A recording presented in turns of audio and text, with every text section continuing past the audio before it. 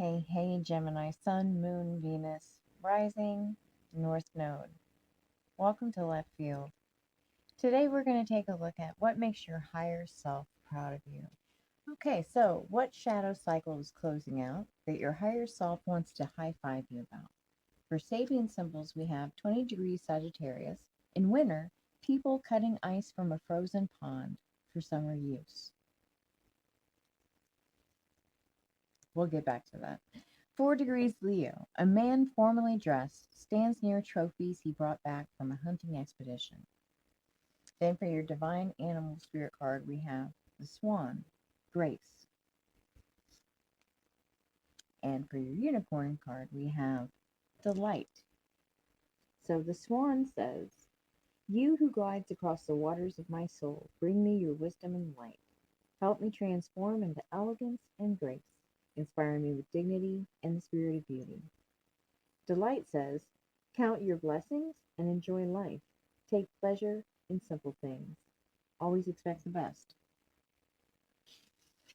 So for the shadow cards, we have how you show your value to others and your overall sense of self.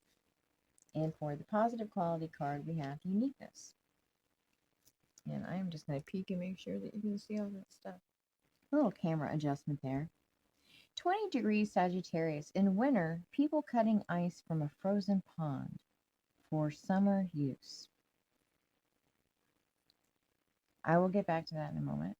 The main gist of this card is the depth of operation necessary to prepare for the next phase of life, sacrificing of the present in order to have a better future, being thorough in your action, creative problem solving, thinking ahead, making provisions, saving for a rainy day, survival skills. Conversely, it's stoic acceptance of difficulties and hoping all will be okay.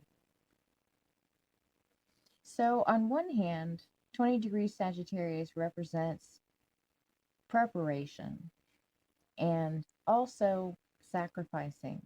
Sacrificing for goals, sacrificing for wishes, sacrificing for dreams.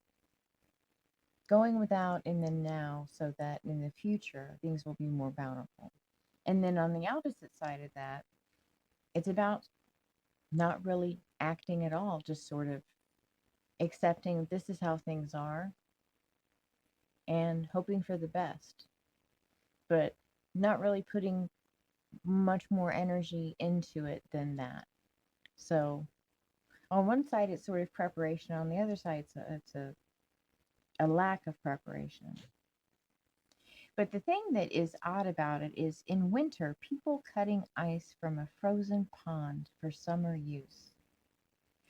What the hell does that mean? I mean, it's winter, they're cutting ice from a frozen pond so they can use the pond in the summer or the ice in the summer. I think probably the pond in the summer, but the thing is, wouldn't the pond no longer be frozen? That's very perplexing to me, and I feel like it has to mean something. It sort of strikes me almost as the opposite of the preparation and sacrificing the present for the future. Because these people they don't have a clear vision of the future. So they see themselves sacrificing the ice on the pond maybe for the summer, but by the time summer comes around, it's a moot point. Well, apparently now it's going to be left field in the dark, so I hope that's all right.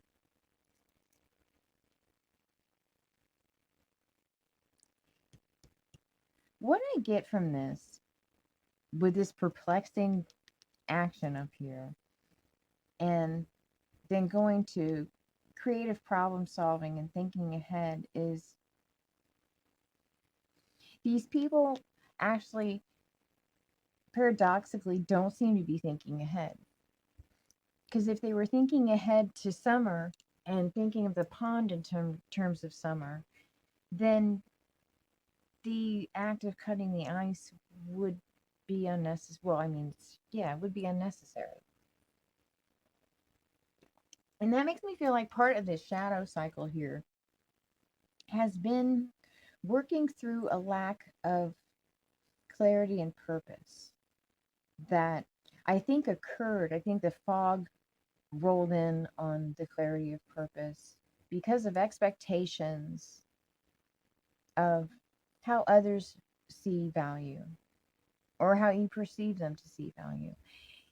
And the conflict of that with your sense of self, that there's something that was skewed in the logic between these two poles. Like, if we say your overall sense of self is your set point, or your like feeling of authenticity, of like who you are, your core, your basic essence, whatever, right? And then how you show your value to others may or may not be involved with that. There may have been conflict in how much of your authentic self you can actually show to others because would they value it? Or with 4 degrees Leo, we have a man formally dressed stands near trophies he brought back from a hunting expedition. And it's talking about subservience of the individual to social patterns of behavior, trophies, conquest. The feel from this is that a lot of external factors help bring in a fog, because external factors of a formally dressed person with trophies coming back from a fancy hunting expedition, not a trip, an expedition. That's a lot of like external trappings. And here, this person is just called a man. He's not called a creative man. He's not called a poetic man. He's not called a kind man. He's not called a compassionate man. He's just a man in a tux by some trophies. And that marginalizes whoever this man is, because there's this total exterior thing that is necessary for him to even show up on this card. Because if this man didn't have his tux and his trophies and didn't come back from a fancy expedition, he wouldn't be mentioned here. he would be relegated somewhere else. So he's very tied into these external trappings. But these external trappings are not who this man is, whoever he is.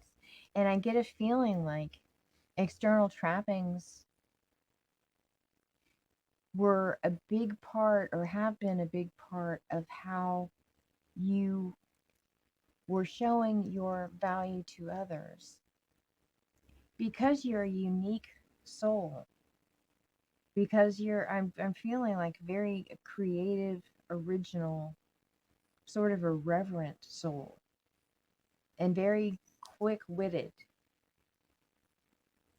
And also changeable, because we're dealing with a Gemini placement here, and I also, it's not here, but I get the feeling of, you know, there's these two different sides, these two different main sides. Like if you could say that a person has like a general personality, Gemini has two general personalities, and that doesn't mean that you're two-faced, or that one is good and one is evil. It means that, maybe you have a very social, chatty, mercurial side, and then you have a very quiet, reflective, contemplative side. And how you were showing your value to others, the definition of value in that context was not broad enough to include your overall sense of self, the many aspects of your personality. Because, okay, Gemini, you can say twins, but then also, let's get real, Geminis also have like a lot of different facets. I mean, a very airy, communicative sign, very mentally based. It's going to be impossible to be just one straight line as far as who you are. And the fact that grace is here and light, the way that you're unique, I feel, is very pleasant. So this shadow cycle, I feel like, must have been extremely frustrating, because it's not like, logic was getting skewed about negative aspects of who you are. It's more about like wanting to stand without having to bring the trophies, without having to wear the tux, without having to have gone anywhere. Just to, come as you are and have that be seen as valuable, because it is extremely valuable who you are without all the trappings. That's, if somebody is more interested in the trappings than what's inside, that's like having this beautiful, elaborate, very luxurious, wonderfully put together cake that is like, doesn't have any crappy corn syrup or anything in it. It's all pure ingredients, and it's got like chocolate lattice work on it, and it's got a little doily under it and some powdered sugar around it. Beautiful, but the cake inside has all these different layers with all these different flavors, and each flavor is very distinct, and each flavor is amazing. And you offer it to somebody, and then they just want a bowl of icing, and not even the icing that you have put on this beautiful cake, but some icing out of a container that has corn syrup in it, and it was likely, started off as some sort of powder that, oil was added to. So that's the difference to me, because yourself is so rich that to be limited to just what's external to you, to basically what amount to fancy accessories, I can see where that would cast a very long shadow, and it would be challenging to your logic. But the thing is that your higher self wants to high five you about this, because you went through this gracefully, and you have maintained the openness, the open-heartedness, to still find delight in things, to still find a reason to hope, and also to dream, because that's kind of what I get off of the dandelion here, how you blow dandelion fluff, you're just sort of like in a field of flowers, blowing the fluff, and not a care in the world, and very like open to being able to dream. So your shadow cycle coming to a close here, the way you handled it has really impressed your higher self. So what is it exactly that your higher self found particularly badass about you, how you handled the shadow cycle? So we've got 12 degrees Pisces, an examination of initiates in the sanctuary of an occult brotherhood. We have the Raven, shaman. You are the creator and magician. Use your gifts for good. There's power in your wisdom and words. Connect with the elemental spirits and glide through the void. Claim your place as keeper of the mysteries. And for your unicorn card, we have intuition. Listen to the whispers of your heart. Use divination tools to help you decide. Trust your intuition no matter what. Positive qualities, appealing physique, right on. So not only have you been going through the shadow cycle very gracefully, but you've been looking fine too. Sassy. And your ability to make decisions. And the shadows that you were dealing with and have been knocking down which is part of why you're so badass. Fear and anxiety, and how you treat others. So, that's down a little bit. Not that it matters a whole heck of a lot, but what I get here is that you really challenged yourself to start trusting your intuition and to start embracing the seeker within you, as well as the wisdom that you carry. Like you started paying more attention to your inner guidance, despite the fact that it was uncomfortable for you. In that process, you didn't let it become a lopsided thing where you're just relying on your gut feelings and you're not looking at things, with your intellect as well. You join them up, and that's why the ability to make decisions comes out here, is that whole being able to merge the two processes and put them into like a little system. And I think that an examination of how you treat others had something to do with that. Like one way or another, whether you reflected on treating others well or you reflected on times where you wish you would have treated others better, we all make mistakes. I think that somehow how you treat others played a factor in you being able to like join these things up. Because courage is mentioned here. Being able to be an individual facing collective wisdom and having revelations, examining things, actually cross-examining things, tests and trials. So, it hasn't been easy, but that's what makes it so impressive, is that it's a bit complex to be reflecting on your appraisals of others and what went into making those appraisals, and then saying, I would like it better if I added information to that whole appraising process, which I feel like is what, like, joining the mental and, intellect, thought, and your intuition, and really like embracing your shamanic side. I mean, that is absolutely badass. And, you got the whole, Mount Olympus thing happening here. And still keeping a sense of humor, still keeping fire. And there may have been times where the sense of humor wasn't really as prominent for you. There may have been times where you didn't feel as fiery.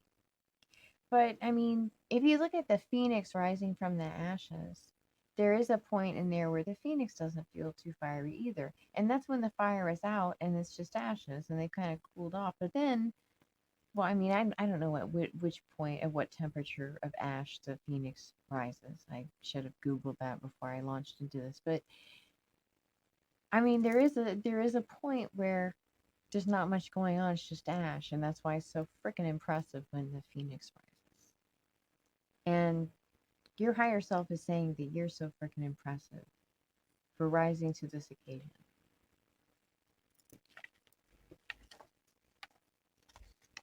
And looking forward. Okay. And then let's see. Finally, what does your higher self want you to know or remember about yourself going forward? And we have a lot of cards here. We have 10 degrees Libra, a canoe approaching safety through dangerous waters. 5 degrees Aquarius, a council of ancestors. 10 degrees Leo, early morning dew. 30 degrees Aries, a duck pond and its brood. 20 degrees Leo, American Indians perform a ritual to the sun. And then for your unicorn card, you have growth. Seek out a mentor or guide. Take baby steps as you grow. Be willing to learn from others. Then we have For divine animal spirits, eagle, mastery. You're on a spiritual journey beyond the sky. Let go of the past and soar. You're guided by the winds of spirit. Your wisdom inspires the world. We have the frog, prosperity.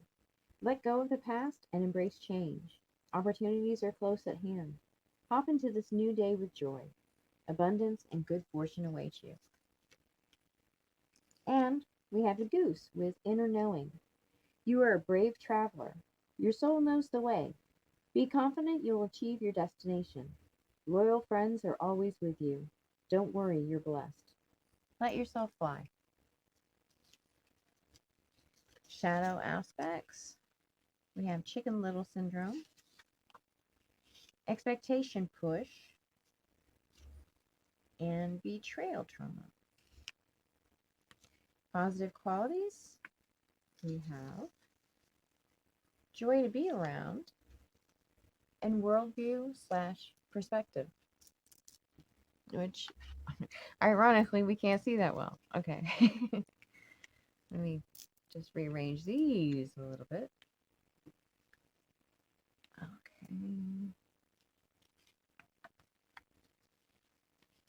So, one thing that your higher self wants you to remember is that part of your uniqueness is your ability to view the world very comprehensively. And by comprehensively, I don't mean like, coming to an ultimate summary or anything, but I mean like being able to see a lot of details that other people miss. Being able to detect patterns that other people might not be able to detect. Your worldview is very enriching for others, which is nice because that's not always the case with a person's worldview. A person's worldview, can basically be just sort of in service to themselves, what's convenient for them to see. And you go beyond that. But you go beyond that in a way that isn't threatening to people. We have joy to be around because that is what you are. You have healing energy. You also have fun energy. Because, you just don't hear fun energy talked about enough, I don't think. And you've got it. You definitely got it.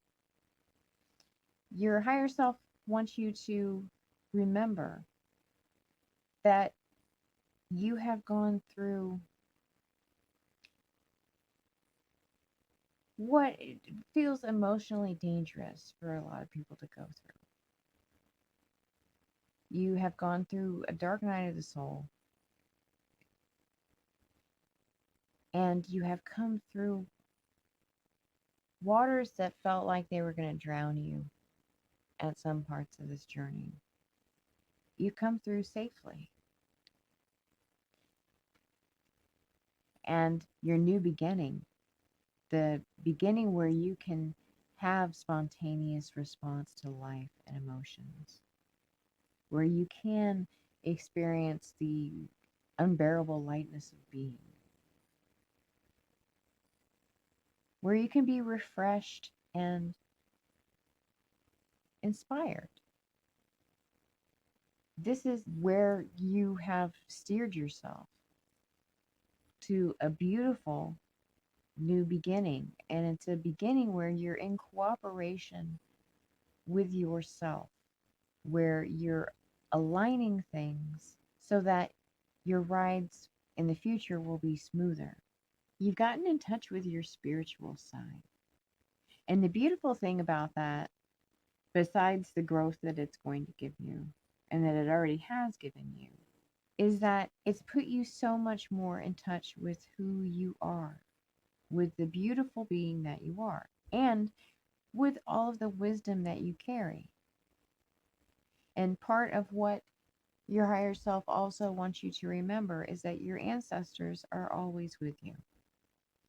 Expectation push refers to the energetic pressure that we feel as empaths when other people have expectations of us,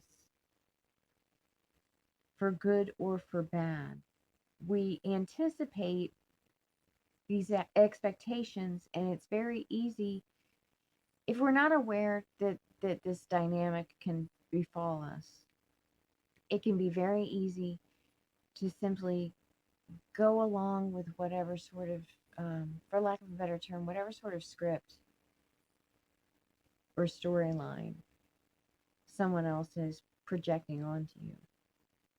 An expectation push can look sometimes like having a conversation with somebody who's in a disgruntled mood, and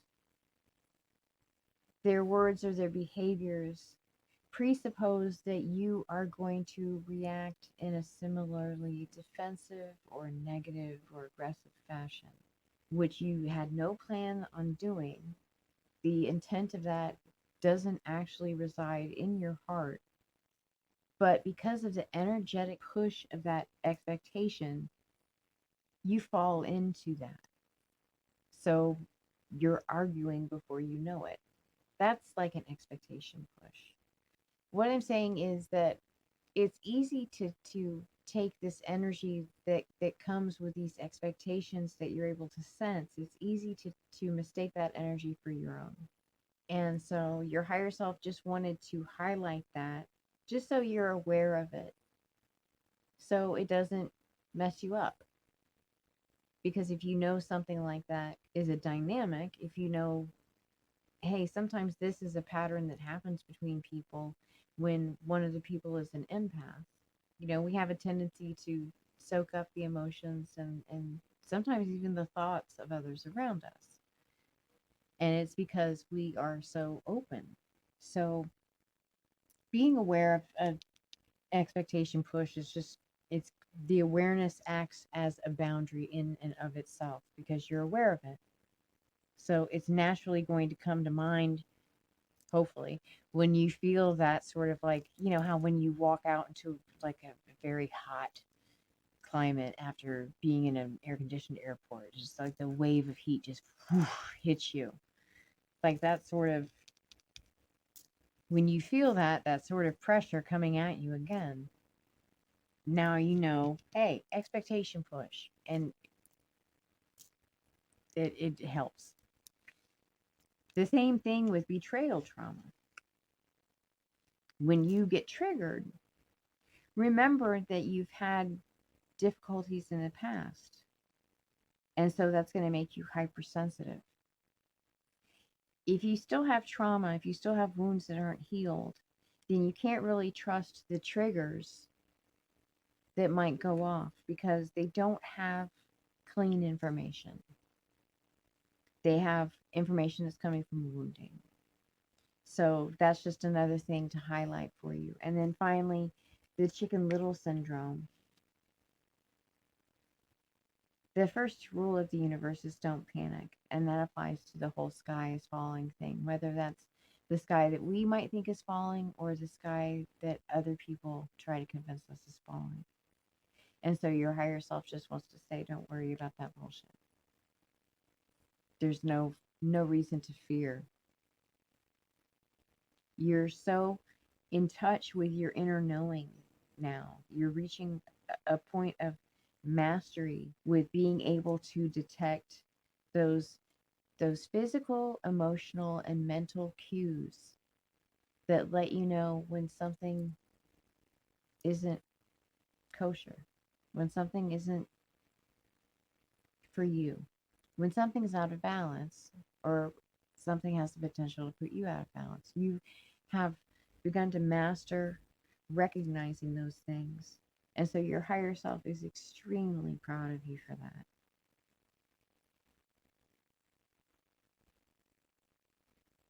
Is there anything else? Your higher self finally wants to say that you have maintained dignity under fire. And that's part of your grace. And this has probably felt like a baptism by fire, this shadow cycle. But you are entering into the calm after the storm now.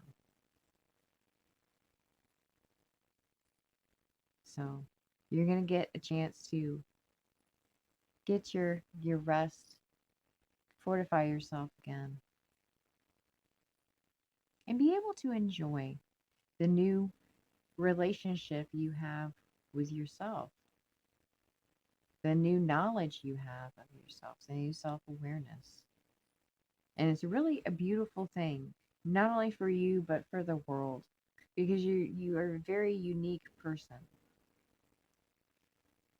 And as long as you stay in touch with your inner guidance and you balance it with your intellect and you remain in that space of being able to be calm within, being able to stay light, not allowing things to weigh you down, recognizing that when things start to weigh you down, that means that something is imbalanced, and that also includes perspective of it. When things weigh us down, a lot of times it's because we're giving them too much importance. We're giving things that are out of alignment with us too much importance, or we're giving things that are defined by somebody else's perspective or worldview too much importance. And so during those times, it's best to just get back into yourself, to reacquaint yourself with your worldview, with your perspective, what it is that you think. And as long as you continue to do that, as long as you check in with yourself, like you vet everything to make sure that it's cool with how you like to run things internally, you are going to be very prosperous. Very, very prosperous. And I think that's it. I think that's what your higher self has to say to you. Oh, and also that you kick ass, sweetie darling. So, okay. Yeah. Your higher self thinks that you absolutely kick ass. So, Gemini, Sun, Moon, Venus, Rising, North Node. I hope that this resonated for you. And thank you so much for joining me. Love and light. Take care.